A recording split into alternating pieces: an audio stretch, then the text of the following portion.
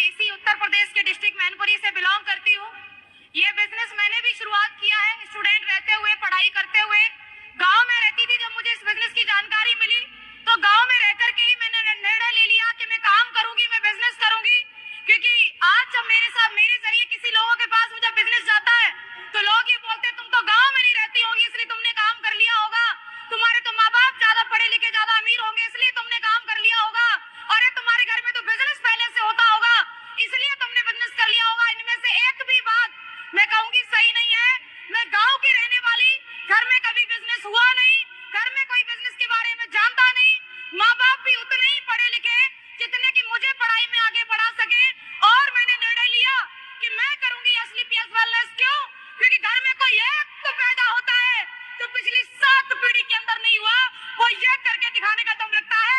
और वो जरूरी नहीं कि घर का बेटा हो या घर का बड़ा हो, वो घर का छोटा भी हो सकता है और वो ज्योति यादव बेटी भी हो सकती है, जरूरी नहीं कि वो बेटा हो।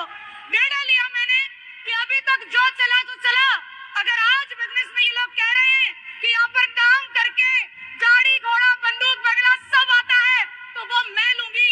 निर्णय लिया मैंने इस बात के लिए कि अगर ये लोग कह रहे हैं कि आयुर्वेद इतना पावरफुल है कि लोगों की बीमारियों को जड़ से खत्म करता है तो मैं लूंगी मेरी मम्मी का इलाज और मेरी मम्मी को मैं ठीक करूंगी।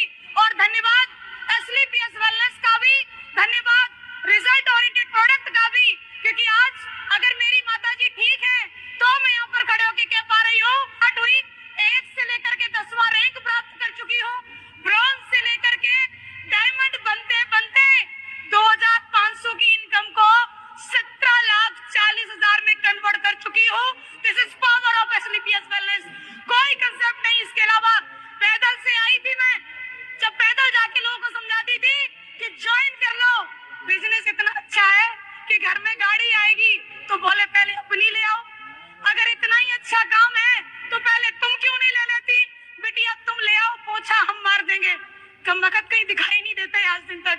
पिछले 2.5 साल से मैं पहले 2.5 साल पहले कार परचेज करी